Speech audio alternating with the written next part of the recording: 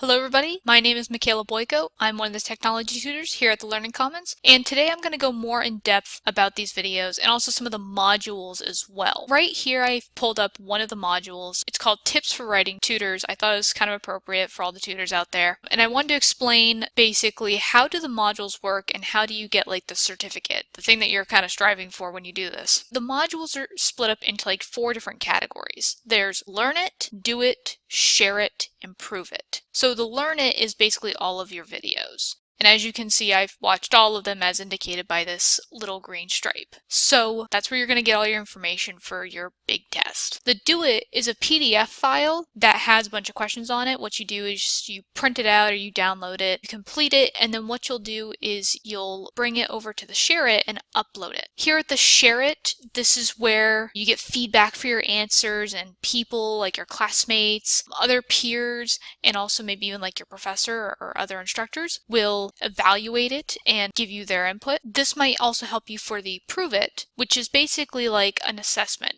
And after you complete it and get a 100, you'll get your certificate for the module. So that's all I have to report on the modules. If you have any more questions, please email us, let us know how we did, and I hope to see you guys in the next video, whatever it is.